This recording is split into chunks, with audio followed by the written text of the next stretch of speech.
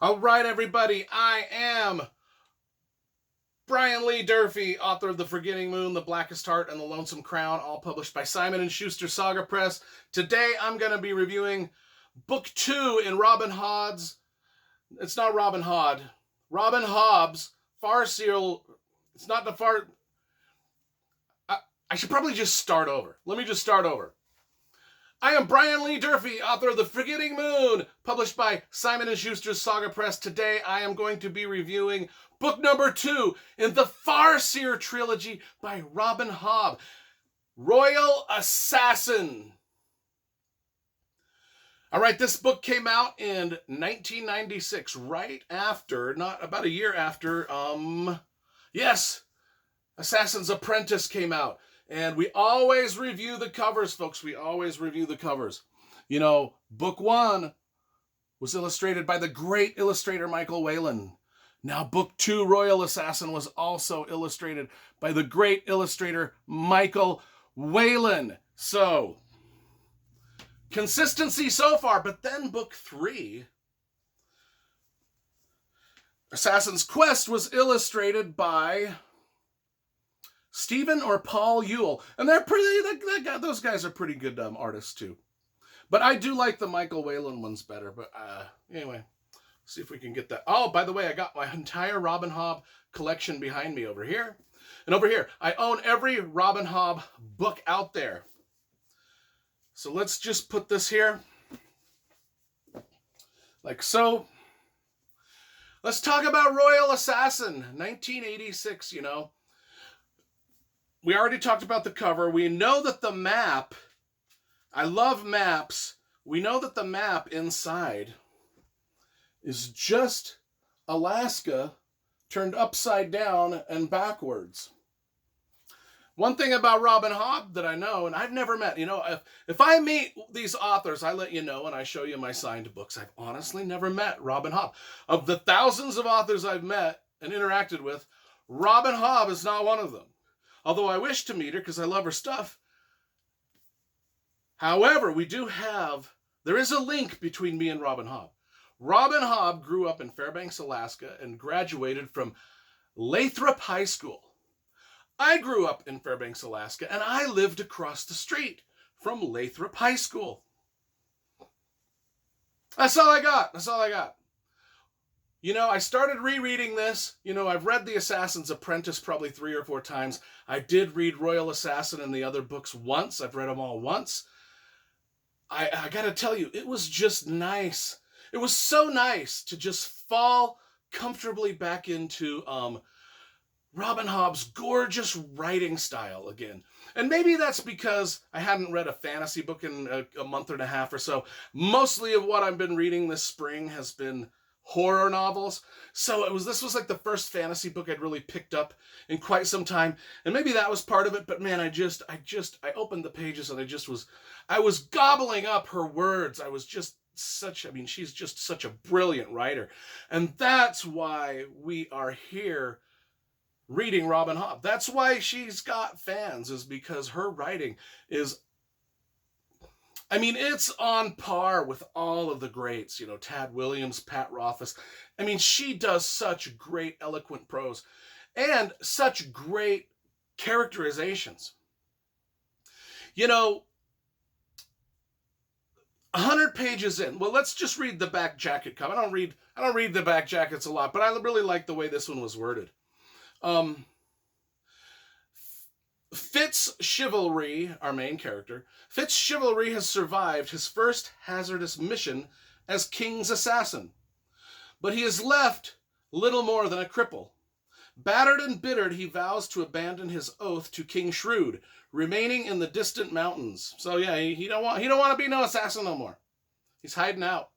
But love and events of terrible urgency draw him back to the court and to Buckkeep, and into the deadly intrigues of the royal family once more. Renewing their vicious attacks on the coast, the Red Ship raiders leave burned-out villages and demented victims in their wake. The kingdom is also under assault from within, as treachery threatens the throne of the ailing king.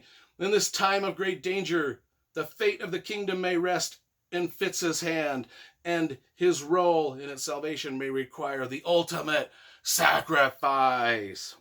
You know, this book, for books about assassins, assassin is in every title of these books. There's not a lot of assassination going on. I'll just be straight with you. In fact, if you're looking for huge twist and turny plots, not really the thing. If you're looking for a lot of battles and action, not really Robin Hobb's thing. Robin Hobb's strengths are in her writing and in her characterization. And I'm telling you, 100 at a page 100, there is some prose in here that I just loved. I mean, talking about relationships and how Fitz chivalry has his heart set on this girl Molly, and how he keeps failing to win her over. And he's getting some advice from a person here on page 100. And I just wanted to read it because it's such poignant advice. It's advice we should all take. Advice we should all take. As he's getting lectured on how not to be such a kind of beta male simp around this girl, you know, man up. This is basically what he's getting told, is man up. You know, what made things go wrong in the first place? Fitz was asked. Did not you yourself just tell me that you courted her as a boy when she considered your offerings as a man's? She was looking for a man. So don't go sulking about like a thwarted child. Be a man. How? Fitz demanded. The same way you've shown yourself to be a man elsewhere in life. Accept the discipline, live up to the task, if I know anything about women, it does not mean she does not see you. Keep that in mind. Look at yourself. Your hair looks like a ratty pony's winter coat. I'll wager you've worn that shirt a straight week, and you're thin as a winter foal. I doubt you'll gain her respect in those ways. Feed yourself up. Groom yourself daily. And by Etta's name, get some exercise instead of moping around. Set yourself to tasks and get doing it. And he's right, because Fitz is a success pretty much in everything he does. But when it comes to Molly, he's just so petrified and scared that he just comes off as weak. And Molly, and like the guy that's giving him his advice, Molly doesn't want a weak guy. She wants a man. She wants a dude, you know? And he's getting this explained to him. And it's just interesting because the character, you know, some people, they have a hard time changing. And we spend this book watching Fitz mope around lonely all the time, just pining after Molly, making mistake after mistake with her.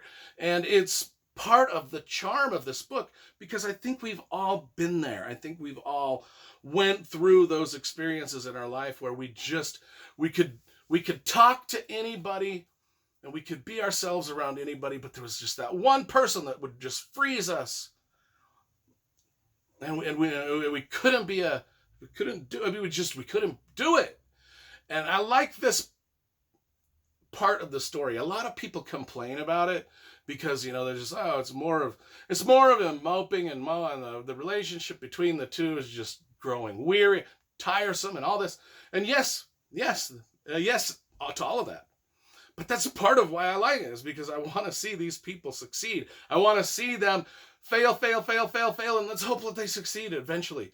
You know, and then not only that, we've got the Red Ship Raiders that are invading, and so we've got all this stuff. We've got all of our great, you know, Night Eyes. He has a greater relationship with his dog than he does, and he can communicate with the animals more than he can communicate with Molly.